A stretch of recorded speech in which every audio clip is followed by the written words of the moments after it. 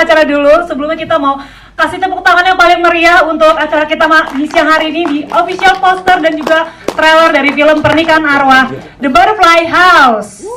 Yes, terima kasih. Sebelumnya saya juga berterima kasih sekali untuk semua tamu undangan dan rekan-rekan media yang sudah meluangkan waktunya hari ini. Perkenalkan, saya Stephanie Mora yang akan memandu acara press conference di siang hari ini.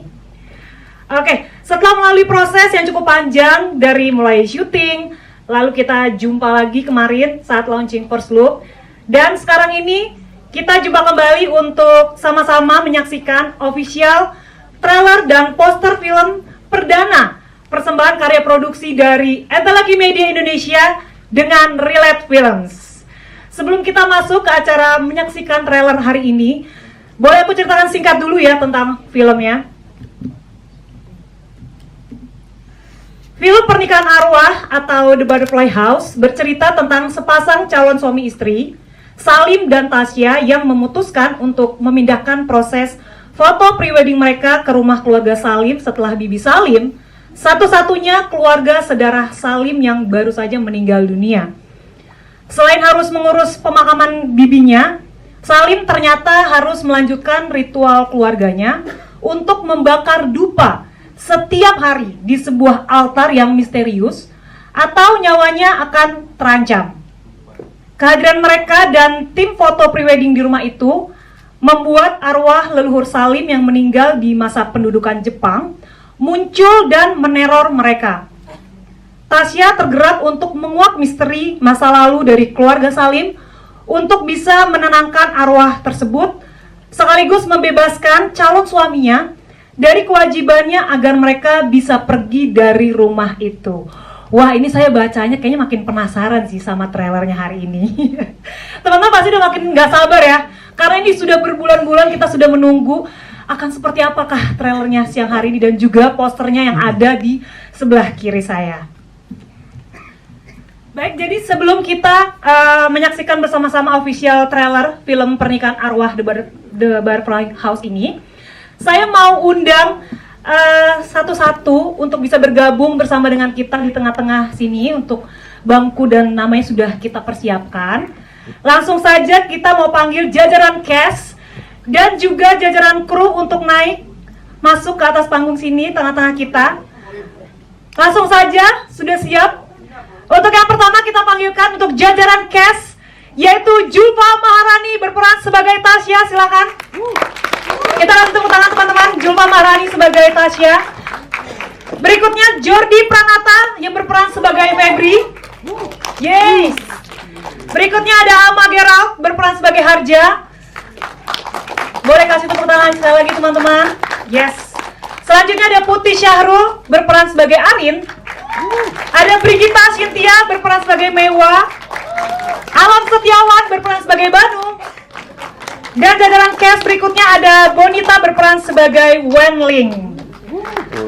Yes, semuanya sudah berkumpul. Sekarang saya mau panggilkan untuk jajaran krunya untuk bisa bergabung bersama dengan kita.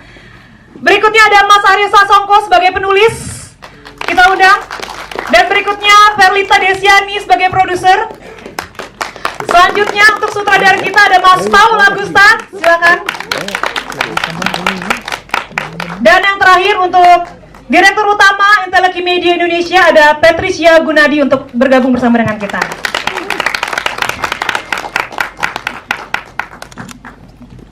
Oke, bangku cukup aman.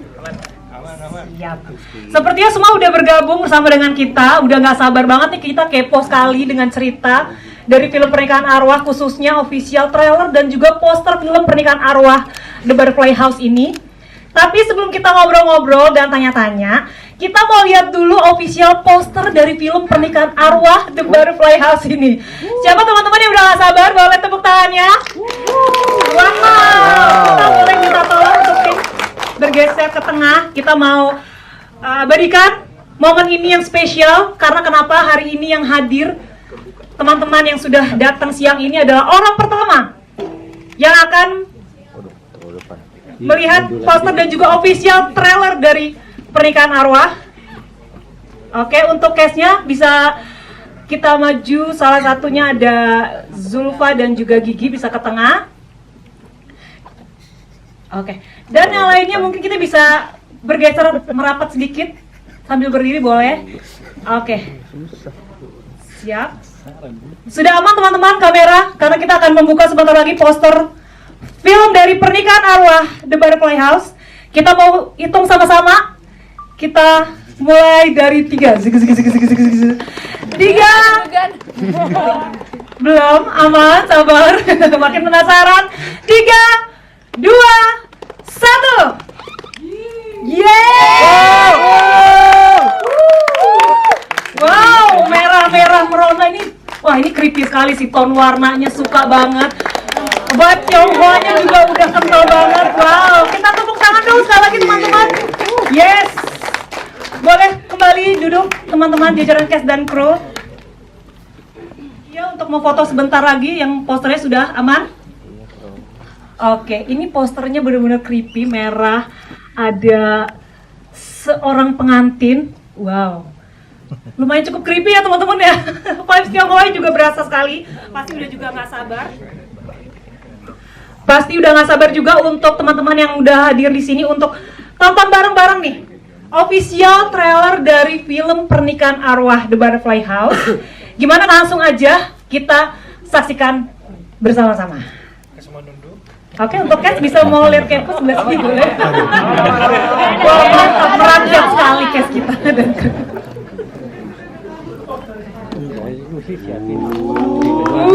Lampu boleh dimatikan mungkin atau lampu? Jangan paling depan, yang paling di tengah aja, yang benar sih. Oke. Suara. Mbak Nunung itu. Maaf teman-teman.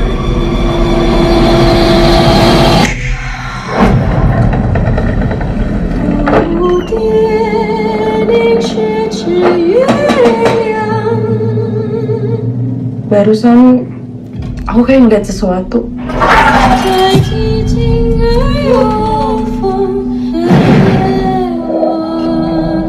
Melihat apa? Ini rumah yang ada di mimpi aku.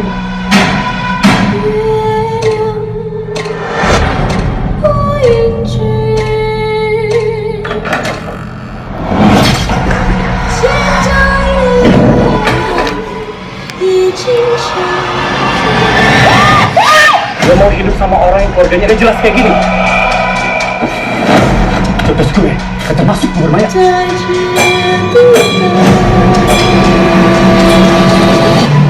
Kita hadapin ini semua bareng-bareng.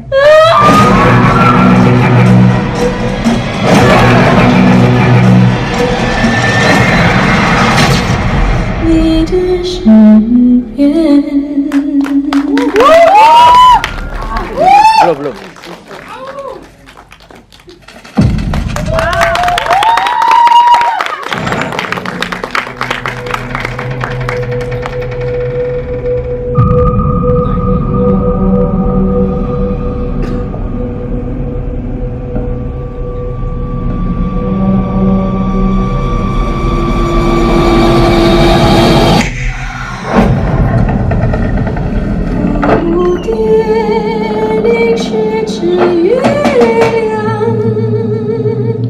Barusan aku kayak ngeliat sesuatu.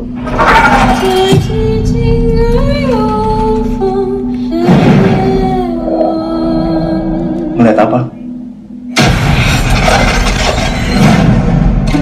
Ini rumah yang ada di mimpi aku.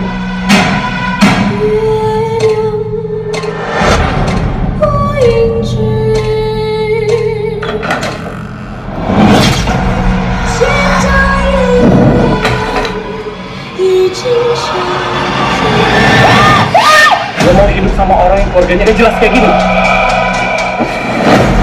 Terus gue termasuk Maya.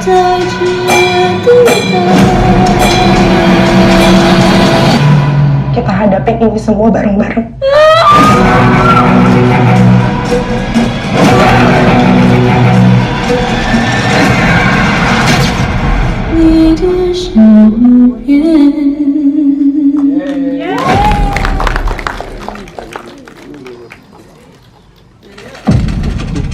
Ya, 27 Februari 2025. Wow. Gimana jantung aman? Jantung aman. Ini teman-teman cast dan sebagian kru apa sudah melihat sebelumnya? Ada yang udah, ada yang belum mungkin ya. Ini pertama kali loh saya juga dan rekan-rekan media yang hadir di siang hari ini pertama kali nonton trailer dari film Pernikahan Arwah The Butterfly House. Oke, langsung aja kalau gitu kita ngobrol, udah nggak penasaran, udah penasaran banget. Oke, mati-mati. Oke, aman. Sudah penasaran banget, hari ini kita mau ngobrol-ngobrol langsung bersama jajaran cast dan juga kru. Bagaimana sih proses produksinya kemarin mereka sampai akhirnya sebentar lagi kita akan memasuki tanggal 27 Februari. Udah gak sabar hari yang kita tunggu-tunggu sama-sama karena prosesnya banyak sekali kayaknya. Panjang dan sepertinya intens banget nih kalau kita lihat trailernya dari Zulfa di sini, intens, dan Morgan salah satunya yang bikin kita penasaran. Oke, kalau gitu langsung aja kita ngobrol dengan sutradara kita untuk yang pertama, Mas Paul Agusta. Kenapa aku? Oke, Mas Paul, kita mau tanya nih, sebenarnya apa tantangan terbesar dalam mengarahkan film horor dengan elemen supernatural yang terinspirasi dari budaya tertentu? Lebih ke bukan tantangan sih, tapi lebih ke tanggung jawab untuk memastikan dilakukan research yang mendalam. Ya. Untuk seakurat mungkin menampilkan budaya peranakan Tionghoa di Jawa Tengah, specifically. Banyak research yang dilakukan, kita ada researcher yang bantu kita juga, dan memastikan juga detail-detailnya itu seakurat mungkin. Itu sih tanggung jawab terbesarnya adalah ketika kita mengangkat sebuah budaya adalah untuk memastikan tidak menginjak kaki kaum yang sedang kita angkat ceritanya gitu. Dan itu tantangan terbesarnya mungkin itu. Selain itu sih prosesnya setelah dengan dukungan research, waktu yang cukup, skrip yang juga sangat ditulis dengan sudah melakukan research tentang ritual ini dan segalanya. Prosesnya sangat menyenangkan dan tidak ada tantangan-tantangan yang terlalu besar gitu. Kolaborasi dengan kru cukup lancar, menyenangkan sekali, malah dengan pemain sangat menyenangkan. Jadi mungkin lebih ke tanggung jawab yang paling berat di awal itu tuh, ini tanggung jawab besar nih, jangan sampai salah. Tuh, wow, apalagi ini mengangkat tema budaya Tionghoa begitu ya Mas ya. Jadi benar-benar harus menjaga dengan hati-hati, jangan sampai melewati dari batas yang mau disampaikan. Kita berusaha sebisa mungkin. Yes. Nah, tadi berbicara tentang kolaborasi, Mas Paul, gimana nih proses kerjasama Mas Paul dengan para aktor nih semuanya dalam membangun karakter-karakter mereka di film Pernikahan Arwah ini? Menyebalkan sekali. Enggak, sama sekali tidak. Ini salah satu proses bekerja dengan aktor yang paling menyenangkan yang pernah aku lewatin. Semuanya sangat terbuka, sangat kolaboratif. Dan aku coba sebisa mungkin kasih mereka ruang untuk explore. Yang aku tanamin di awal sebenarnya adalah siapa dan kenapa mereka di situ. Sisanya mereka coba main dalam ruang itu, gitu. Dan menyenangkan sekali sih bekerja dengan manusia-manusia. Manusia. Ini salah satu. I've worked with a lot of good cast, tapi ini salah satu cast paling enak aja gitu. Kerjasamanya. Kerjasamanya. Okay. Enak diarahinnya ya Mas ya. Membuat pekerjaanku jauh lebih mudah. Wah, terima kasih kerjasamanya. Berarti sebenarnya tuh kalau film horor banyak yang sedengar tuh kalau behind the scene-nya selalu menyenangkan ya. Padahal film horor ya. Begitu ya Mas ya? Nggak sehoror itu ternyata syutingnya. Ada momen-momen tertentu. Wow, kita gali nih, kepo makin ke dalam. Dan pertanyaan terakhir nih Mas Paul, untuk masalah musik nih, bagaimana musik dan elemen budaya Tionghoa berperan dalam film ini, terutama dengan adanya soundtrack berbahasa Mandarin? Ya, apalagi di skripnya tuh salah satu elemen paling penting yang ada di ceritanya adalah bahwa karakter, dan udah sempat dibilang di teasernya juga kalau nggak salah, bahwa karakternya Mehua ini penyanyi. Oke. Yang diperankan karakter Gigi gitu ya? Ya. Jadi musik itu sangat lekat dengan ceritanya. Jadi kita gimana caranya kita bisa menampilkan musik yang masih mengangkat musik populer peranakan Tionghoa di Jawa Tengah saat itu di tahun 40-an. Seakurat mungkin kita cari referensi, berangkat dari situ, terus juga untuk make sure bahwa secara kultural keseluruhan vibe bukan hanya periodenya tapi budayanya itu ke bawah ke semua elemen termasuk, maka kita banyak menggunakan vokalisasi gitu. Itu seperti itu sih, itu banyak banget dipikirin dengan sangat dalam dan lakukan riset sangat dalam, dan aku bersyukur banget dapat kesempatan bekerja sama dengan Lee Indra Perkasa, who I think is an incredibly talented composer, dan bisa dapat dia di sini itu benar-benar berkah banget. Wow. Oke, terima kasih Mas Paul. Kita kasih tepuk tangan sekali lagi terakhir buat Mas Paul. Sedalam itu berarti risetnya ya Mas Paul. Jadi bukan tentang cerita, tapi juga musiknya digali lebih dalam karena latar ceritanya tahun 40 gitu ya Mas ya. Bolak-balik. Bolak-balik. Wah, makin penasaran. Oke, kita bergeser yang kedua, kita mau ngobrol dengan penulisnya langsung, yaitu Mas Aryo Sasongko. Hadir. Halo. Halo Mas, sehat Mas? Sehat banget. Alhamdulillah. Mas mau tanya dong, sebenarnya apa sih yang menginspirasi Mas Aryo Sasongko dalam membuat cerita ini nih Mas? Ya, memang ide cerita ini tuh saya pribadi juga punya ketertarikan sebetulnya dengan cerita-cerita atau ide-ide yang berhubungan dengan keberagaman budaya, Ya. terus khususnya juga punya ketertarikan besar sama budaya Tionghoa di Indonesia ya. Nah dari situlah sebenarnya ketertarikan itulah yang akhirnya membuat saya muncul ide untuk membuat gimana ya kita kalau misalnya bikin cerita horor tapi ada unsur keberagaman itu di dalamnya gitu. Oke. Ide besarnya kira-kira seperti itu sih sumber utama. Dari keberagaman budaya, baru akhirnya liar cari premis dan akhirnya cerita film Pernikahan Arwah ini bisa relate dengan situasi itu ya Mas ya. Yeah. Ini kalau kita ngomongin riset juga nih Mas, sebenarnya apa aja yang Mas Aryo lakukan bersama Mas Aldo juga ya sebagai penulis Betul. ya? Iya. Yang melakukan terkait kepercayaan leluhur gitu Mas, dan ritual Tionghoa untuk memperkuat ceritanya.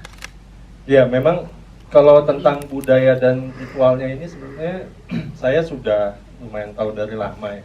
Oke. Gitu makanya ide ini muncul juga karena saya punya pengetahuan tentang hal tersebut. Tapi memang kemudian seperti yang tadi disampaikan oleh Paul bahwa dalam development pun kita mencoba memastikan bahwa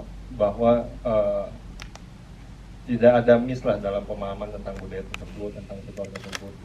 Gitu. Jadi yang kita lakukan itu salah satunya itu tadi kita sampai mengundang narasumber dalam meeting development, bahkan di praproduksi juga narasumber itu terlibat, hunting juga ikutan gitu, dalam risetnya. Jadi itu salah satu upaya kita sih untuk bagaimana film ini bisa memvisualkan baik itu dalam bentuk ceritanya ataupun dalam bentuk visualnya secara langsung suasana nuansa budaya Tionghoa Indonesia ya yang kuat di film ini. Jadi nggak cuma tempelan unsur budaya tersebut. Gitu. Baik, karena film horor Indo kita kan premisnya agak jarang ya mengangkat tema keberagaman budaya Tionghoa seperti ini. Nah ini saya dengarnya aja menarik banget, fresh. Jadi harapannya penonton-penonton kita juga menantikan cerita ini karena saya juga udah gak sabar. Dan saya penasaran, tadi kan Mas Aryo bilang melibatkan dari meeting development seperti itu sampai preparation, orang yang terlibat langsung yang ada urutannya dengan Tionghoa ini ya Mas ya? Iya, dia narasumber kita tuh salah satunya dia akademisi dan praktisi, sebenarnya praktisi budaya juga ya. Praktisi budaya juga. Ekstensif. Oke, biar nggak cuma nempel aja ya Mas ya. Oke.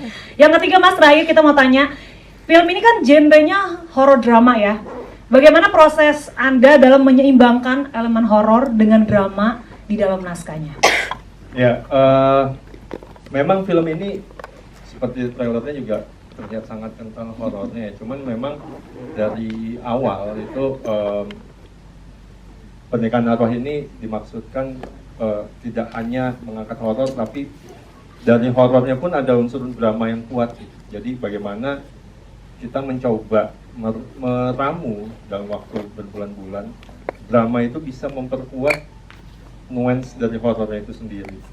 Nah itu juga dalam perkembangannya, misalnya itu Paul salah satunya gitu ya, waktu kita meeting yang keberapa gitu, banyak sekali memberikan masukan-masukan juga, misalnya kayak rumah. Jadi ada drama juga dari si rumah itu sebenarnya punya story juga dalam film ini. Jadi saat kita bicara horor itu nggak cuma masalah hantu ternyata, tapi the setting itself itu juga punya story tentang kisah horor si Mei Hua ini sendiri, si hantu Mei Hua ini sendiri. Gitu kira-kira. Baik, terima kasih Mas Ariel Sasongko. Sama-sama. Selanjutnya kita mau bergeser ke produser kita. Ada Ibu Perlita Desiani. Hai.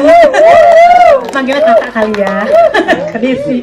Kak Desi, kita mau tanya beberapa pertanyaan selaku produser. Bagaimana pengalaman Kak Desi bekerja dengan tim produksi, termasuk para aktor dan kru dalam pembuatan film ini?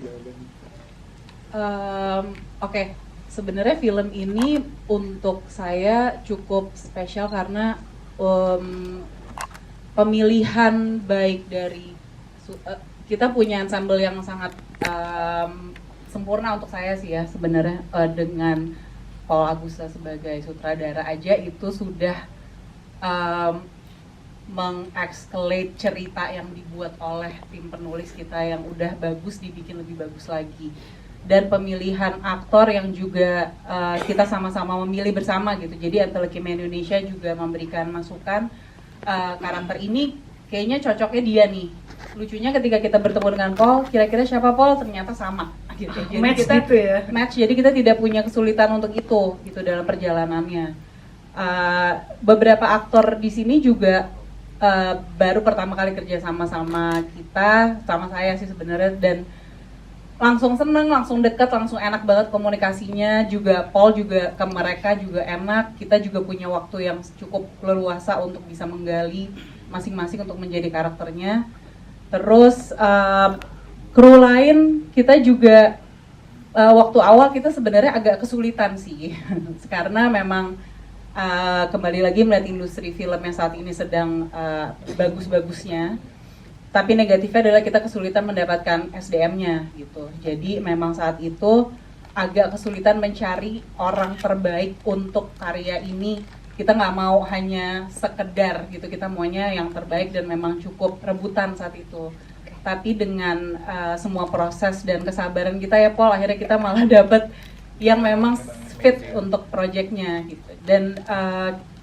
Dan Antelkim Media Indonesia, Wrigley Films juga Paul, kita merasa memang kru kita di sini adalah orang-orang yang memang memberikan semua energi dan waktunya untuk kita dan sangat fokus dalam menjalaninya dari awal hingga akhir. Dan kita juga tahu betul bahwa mereka betul-betul memikirkan gitu, kayak day by day-nya kita mau ngapain, apa ada masalah apa ketika during syuting, kita juga ngobrol apa yang harus kita lakukan gitu, karena memang kendala-kendala itu kan seperti biasa dalam syuting ada ya.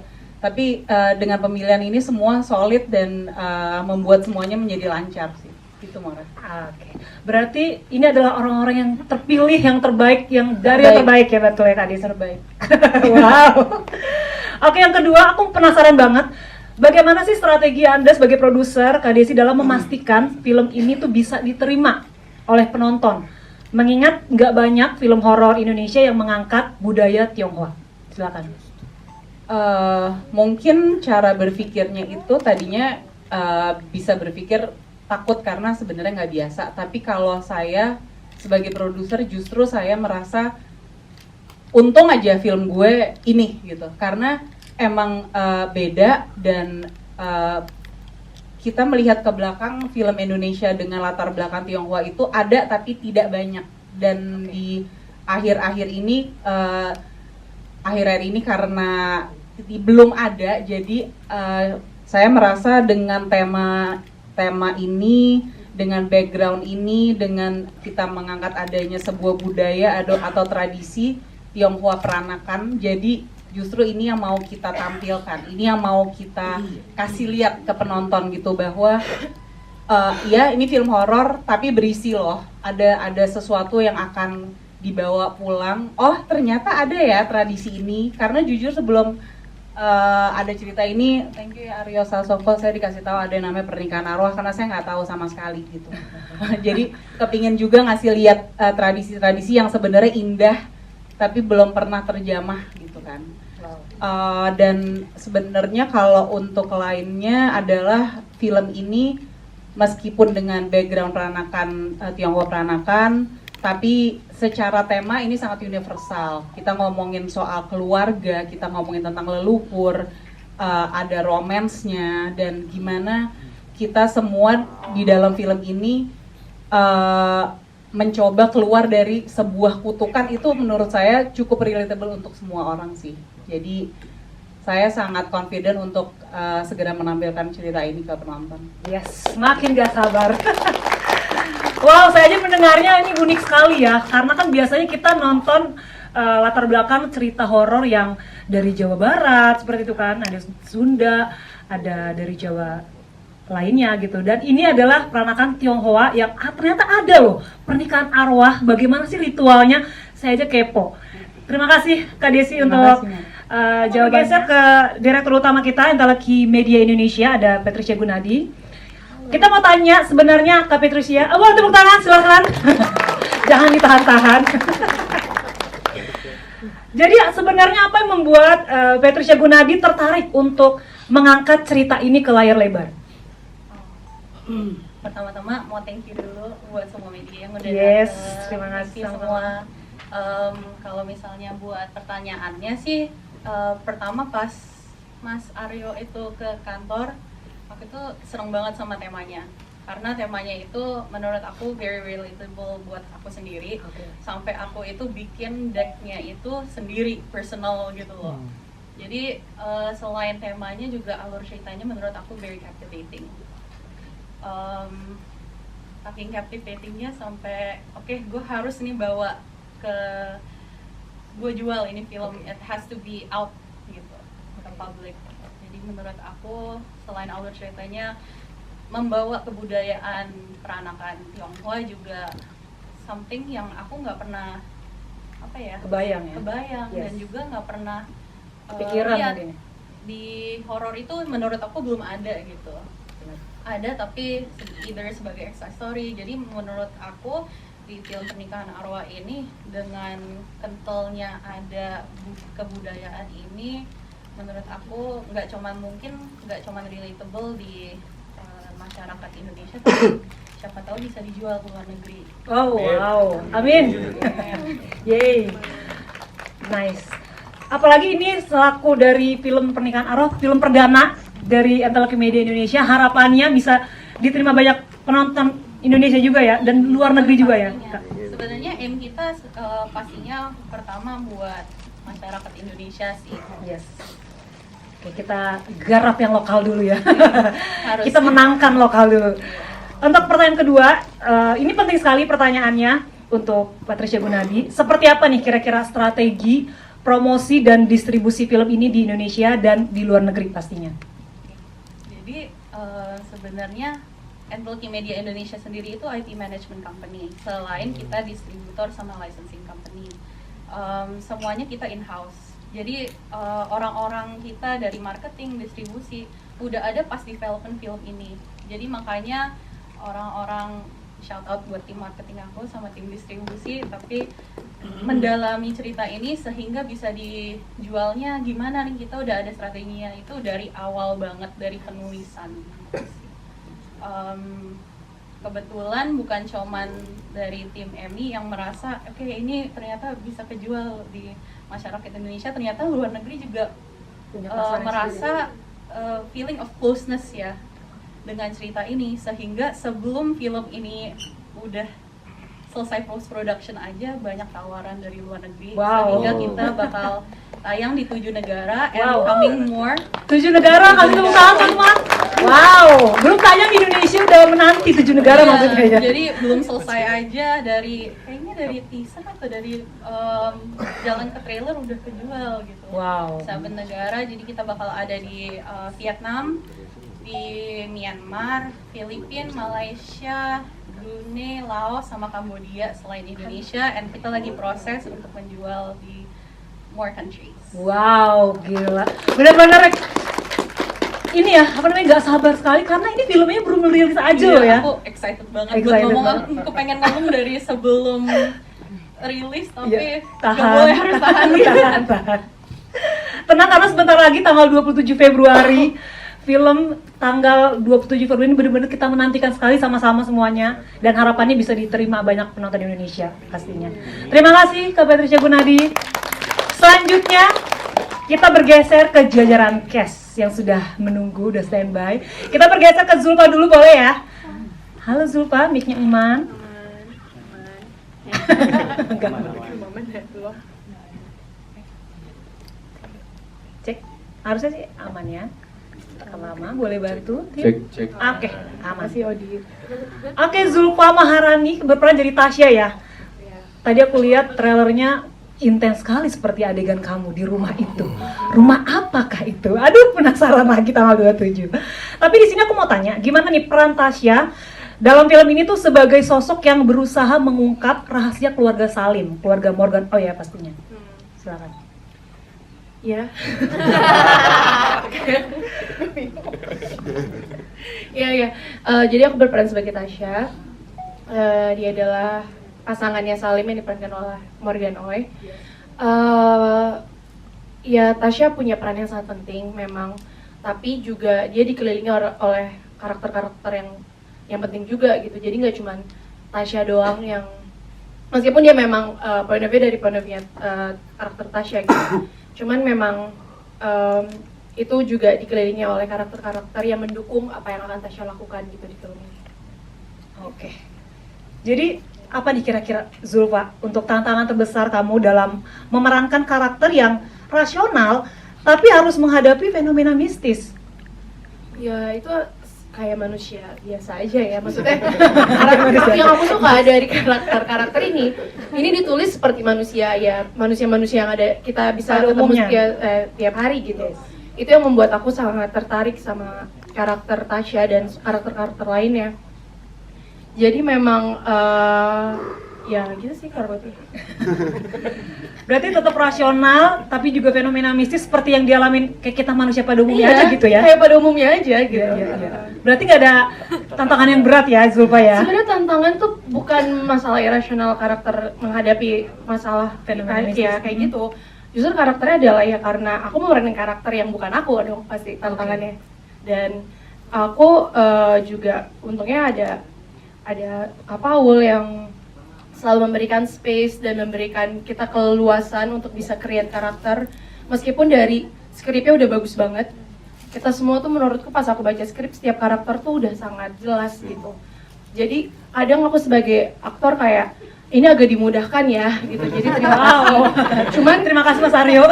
Cuman itu tantangannya gitu karena kita udah dikasih source yang banyak. Gimana cara kita harus bisa mencari lagi untuk bisa riset, untuk bisa mendalami karakter, dan kita juga diberikan waktu yang sangat pas, waktu yang cukup banget buat develop karakter.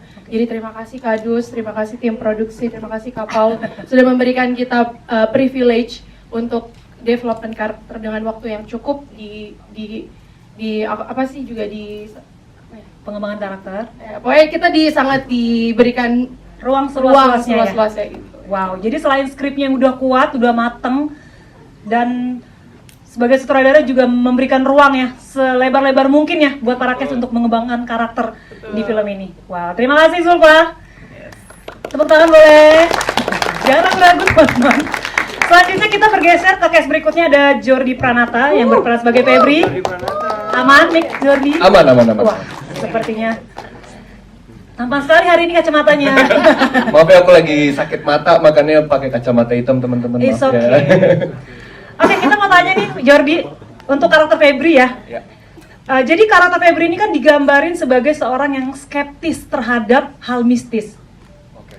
Seperti apa tuh kira-kira karakternya? Selamat siang teman-teman media, terima kasih sudah mau menyempatkan hadir di sini.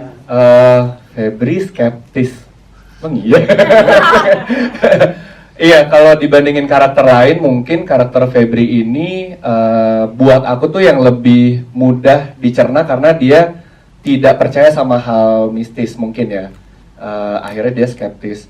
Jadi yang dia tahu adalah logika-logika aja tentang hidup. Jadi mana ada tentang ini, tentang A, B, C, D itu dia nggak percaya sebetulnya. Dan menarik banget buat aku lakukan karena sebetulnya aku juga lebih ke tim nggak percaya sama hal-hal mistis gitu. Jadi mungkin itu yang dibilang karakter memilih gitu kan. Jadi aku dan Febri tuh punya beberapa kemiripan dan ya sudah terjadilah Febri yang bukan skeptis sih, tapi ya dia jauh lah dari kehidupan Febri sehari-hari gitu.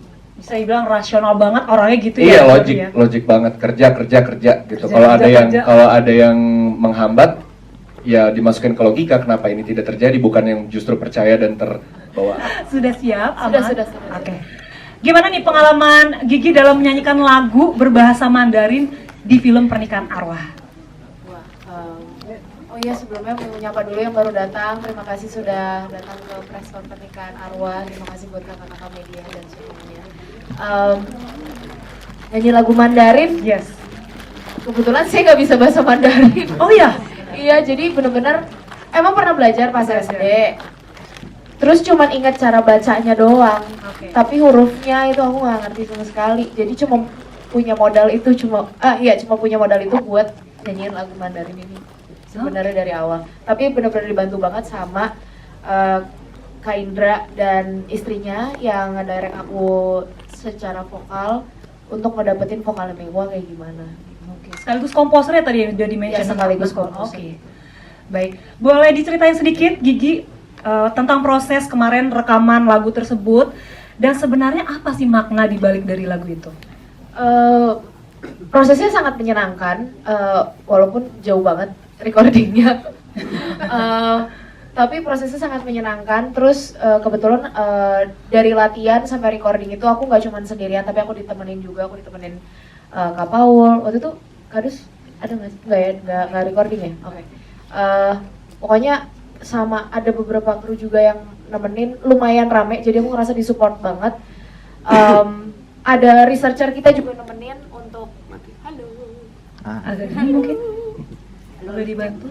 Mewahnya datang nih kayaknya. Mewahnya. Oh, takut. Waduh.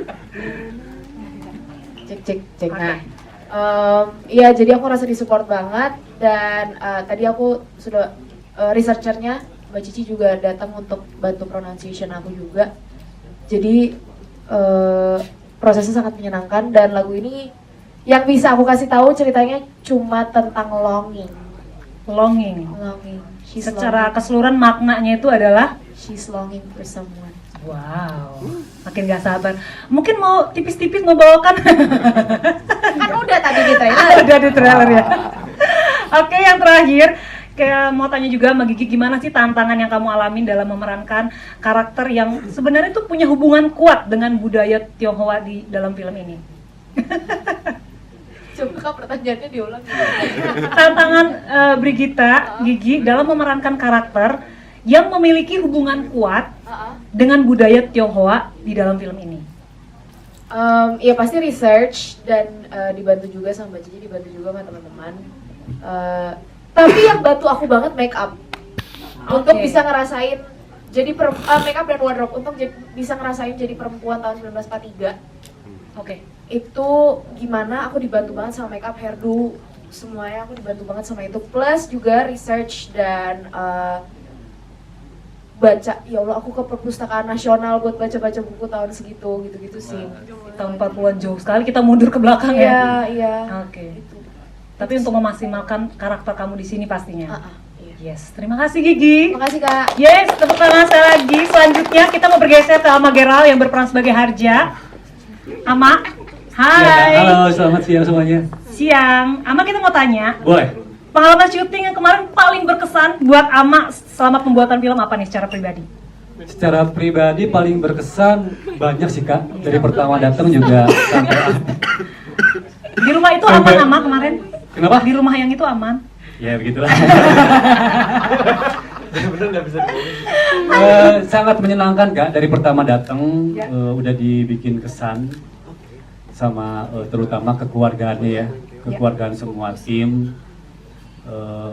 Tepat waktu syutingnya, sehat time, ya? banget, on time. Sempat hilang ingatan antara syuting apa liburan ini.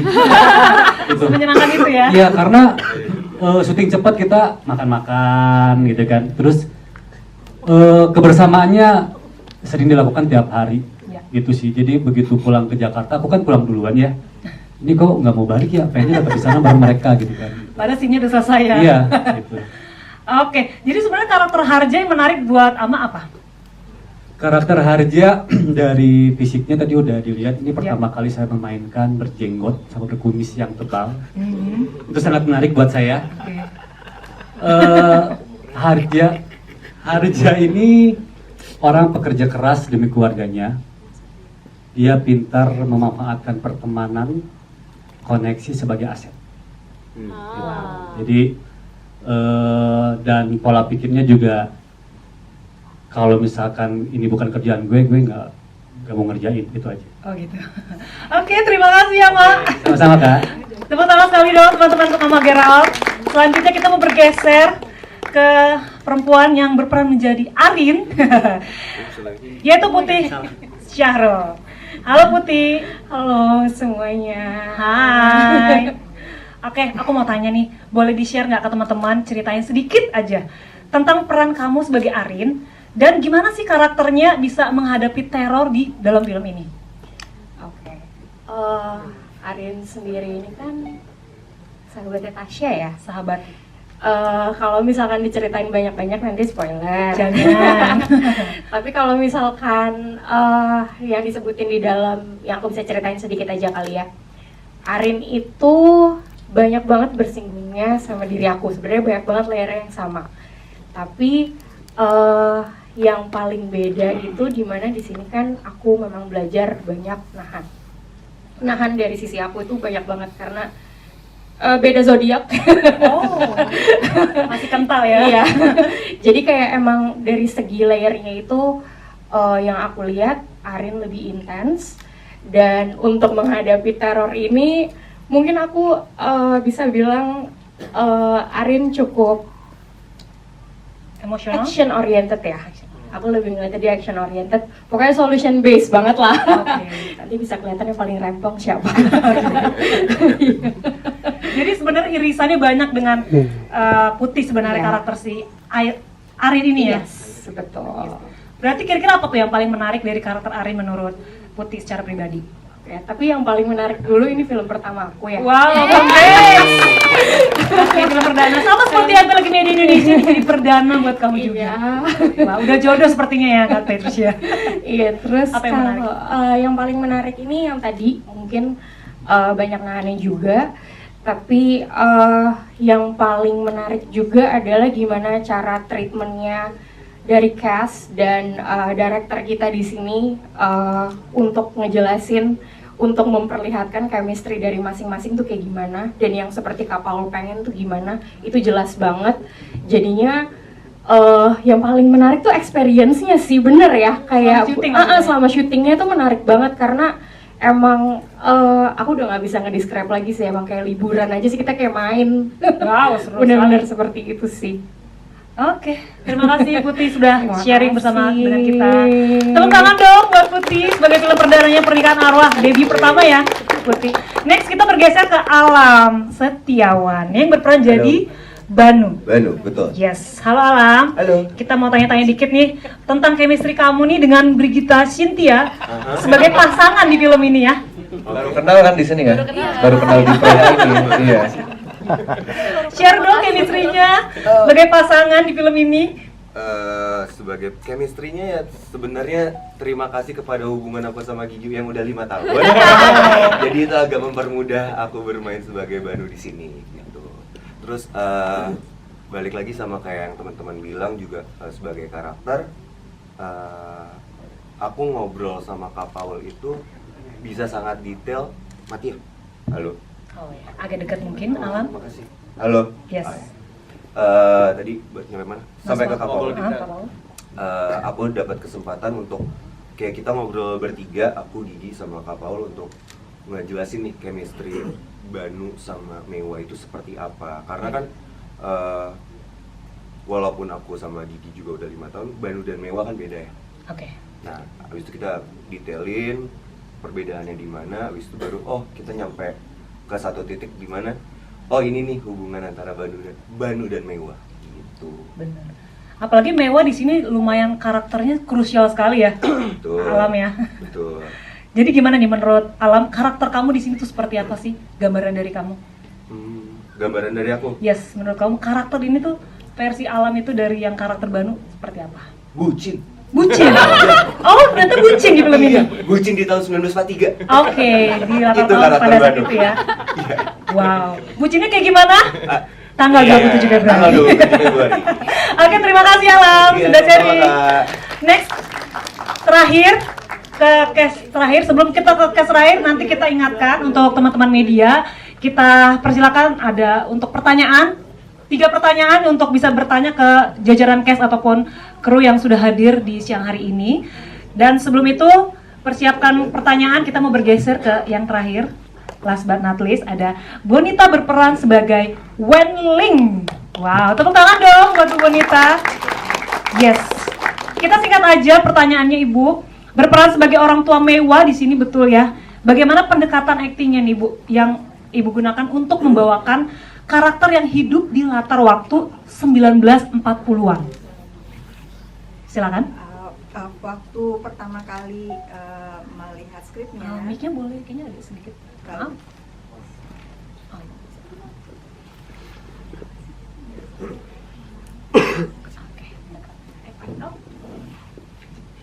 waktu pertama kali melihat skripnya itu lihat setting tahunnya, jadi teringat dengan oma-oma saya. Jadi secara kebetulan oma saya itu memang hidupnya di tahun 40-an itu, kira-kira generasinya Mewa. Dan secara kebetulan juga oma-oma saya itu sering cerita gitu tentang zaman dulu tuh begini, zaman dulu tuh begini gitu. Jadi itu jadi modal saya untuk mendalami karakternya. Terus saya bawa untuk didiskusikan dengan Kak Paul dalam prosesnya gitu. Jadi Kak Paul itu mengkelompokkan tadi itu klaster, misalnya kayak Mewa sama Banu diajak ngobrol gitu, ada yang saya sama Gigi diajak ngobrol gitu. Jadi tahu-tahu menjalani proses itu, tahu-tahu saya merasa karakter itu dekat sekali gitu dengan saya gitu. Jadi saya bisa merasakan bagaimana si Wenling itu bisa merasa bahagia, bisa melihat Gigi sebagai anak saya gitu, bisa melihat Alam sebagai mantu saya gitu. Terus bisa juga jadi otomatis bisa merasakan kesedihan, bisa merasakan kemarahan dari tokohnya. Jadi itu berjalan selangkah, tahu-tahu tuh sudah dekat gitu, tokoh itu sudah dekat. Bahkan seperti kayak menempel kayaknya ya. Menempel. Berarti artinya dari pengalaman dari oma opa itu membantu sekali ya Bu ya? Iya. Karena kan itu latar tahun 40-an itu udah old banget lah ya. Iya. Old school kalau kata anak sekarang mah sebutannya. Tapi akhirnya itu bisa jadi ngebantu proses karakter di film ini, betul ya Bu? Betul. Oke. Terima kasih Bu Bonita. Kita kasih tepuk tangan sekali lagi untuk semua jajaran cast dan kru film dari Pernikahan Arwah The Butterfly House. Dan sekarang waktunya saya mau kasih kesempatan untuk teman-teman media untuk bertanya. Nanti bisa sebutkan dari media mana dan pertanyaannya apa dan ditujukan ke siapa pertanyaannya. Boleh kita hitung 3, 2, 1. Silakan.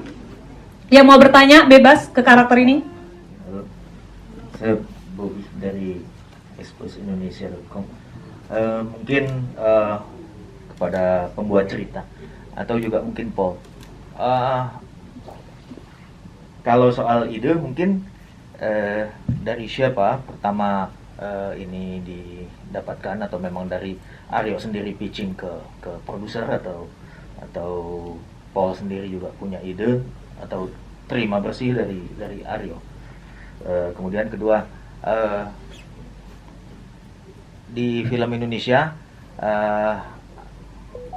sudah pernah ada beberapa film yang berlatar budaya Tionghoa, tapi yang spesifik tentang perkawinan dengan mayat itu ada karma dulu, Alan Minardi ya. Apakah itu juga menjadi referensi Anda atau mungkin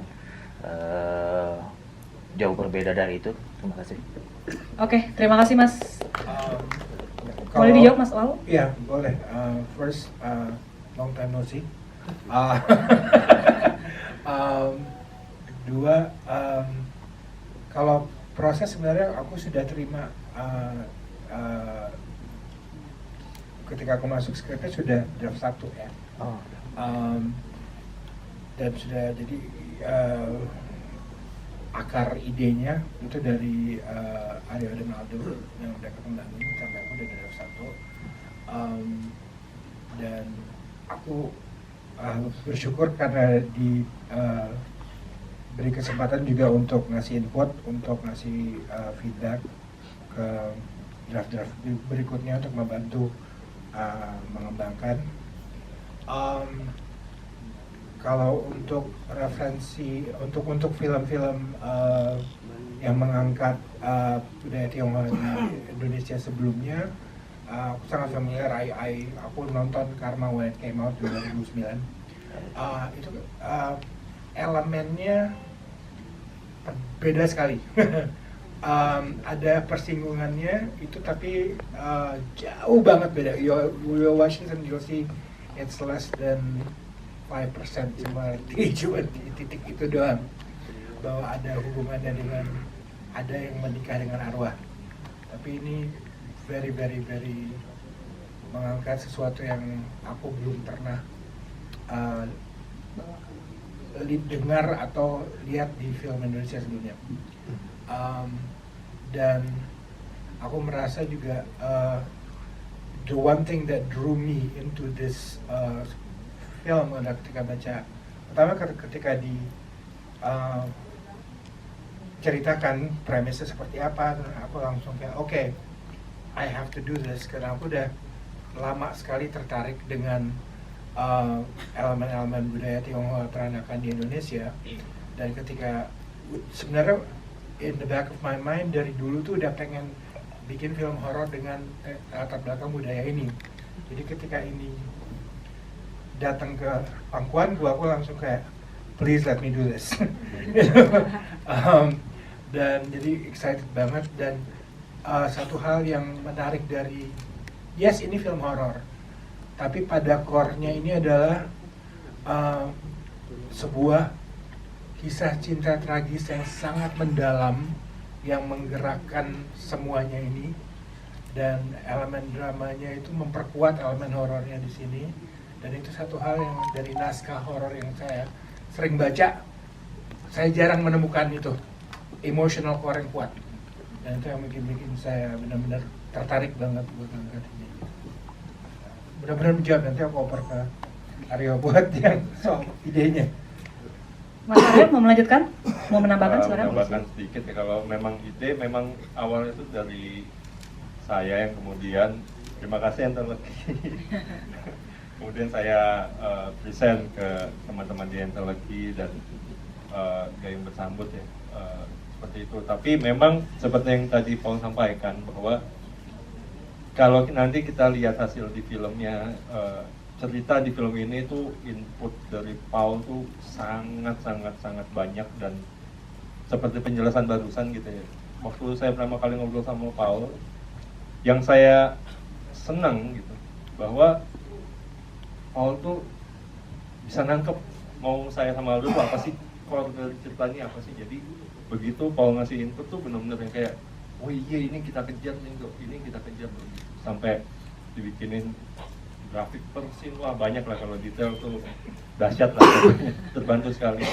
Mungkin itu saja, terima kasih. Oke, terima kasih Mas sudah menjawab pertanyaannya. Baik, terima kasih. Kita mau lanjutkan untuk pertanyaan kedua, mungkin teman-teman media yang penasaran seperti apa sih film horor kali ini yang berbeda sekali ya dari film horor yang baru-baru ini kita lihat, karena mengangkat tema peranakan budaya Tionghoa yang jarang sekali nih kita dengar, ada namanya pernikahan arwah. Akan seperti apa? Oke, lanjut pertanyaan kedua, mungkin teman-teman bisa langsung angkat tangannya. Ya, silakan Mas. Bentar, mic-nya. Boleh sebutkan namanya Mas, media mana dan pertanyaannya apa dan mau ditujukan ke siapa? Silakan. Selamat siang, saya dengan Indra, saya dari mediawarta.in. Pertanyaan saya adalah, apakah timing dari launching ini terkait dengan peristiwa hari besar Imlek gitu? Soalnya kalau misalnya terkait kan ada keuntungan ya, saling penggaungannya itu saling sinergi gitu. Apakah ini kenapa harus sesudah Imlek? Apakah lebih baiknya sebelum Imlek supaya nanti lebih terasa penggaungannya? Terima kasih. Oke, terima kasih Mas Indra. Mungkin bisa bantu jawab? Cek mikrofonnya. Oke, aman. Aku mungkin gimana ya? Belum Jawabnya agak sedikit bukan malu tapi kayak old soul banget gitu. Karena jawabannya adalah kenapa kita memilih tanggal 27 Februari adalah kita karena temanya peranakan Cina, kita ke orang Feng Shui. Oke. Oh, ada kaitannya berarti ya? Iya, Yes. jadi kebetulan 15 hari setelah Imlek itu ada namanya Cheng Beng. Cheng Beng. Itu Day of the Dead itu. Jadi katanya kalau menurut orang Feng Shui lebih bagus setelah itu. Jadi Oke. katanya tungguin tepekong turun balik. Oh gitu. Ngomongnya gitu. Oke. Ya. Jadi tanggal 27 Februari. Siap. Oke, terima kasih. Ada lagi mungkin ada sedikit-sedikit info lagi? Cukup Pak Patricia? Iya, banget, very detail. You know. Very detail. Jadi intinya Mas Indra mungkin sedikit menambahkan, karena mungkin kita penonton awam ya kan berpikirnya ini kayaknya Tionghoa cocoknya pas Imlek gitu ya, atau mungkin sebelumnya. Tapi ternyata kita menemukan jawabannya tanggal 27 Februari ini adalah tanggal yang tepat secara Feng Shui. Betul ya, ada Cheng Beng-nya ya. 27 itu hari yang bagus. Hari yang terbaik dan bagus buat kita semua. Amin. Ya, sudah cukup terjawab ya Mas ya. Oke, terima kasih. Pertanyaan berikutnya Pak. Wah, udah semangat sekali. Saya bukan pertanyaan, cuma mau koreksi aja. Ya. Mungkin yang dimaksud Ibu Patricia Gunadi bukan Cheng Beng tapi Cap Gomeh. Oh iya benar, Cap Gomeh. Karena Cheng Beng akan dirayakan pada tanggal 4 April 2025. Oh, iya, Terima kasih Pak tambahannya. Siap. Akhirnya informasi baru lagi. Terima kasih ya Pak infonya. Oke, berikutnya pertanyaan yang ketiga, yang terakhir sebelum kita closing statement dari jajaran Cast dan Kru. Ya, silakan Mas. Boleh disebutkan namanya ya Mas, dari media mana pertanyaannya dan mau ditujukan ke siapa pertanyaannya? Silakan.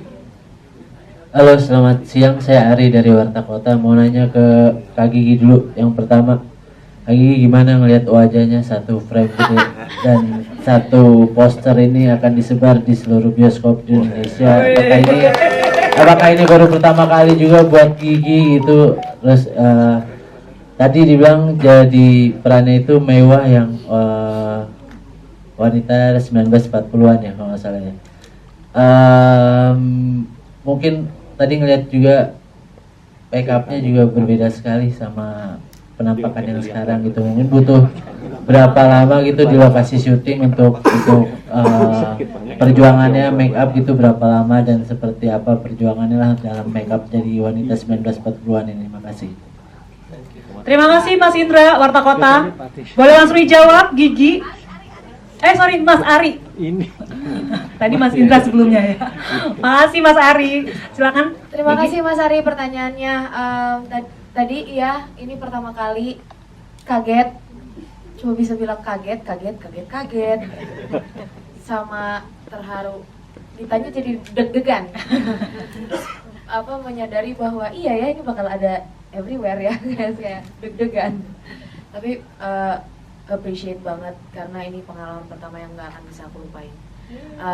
Lalu lanjut ke pertanyaan soal make up preparation. Itu beragam sih waktunya ya, kayak ada yang lama banget, ada level 1 tuh sebenarnya level 1 tuh ngorbanin alis aku. Oh, botak berarti semuanya.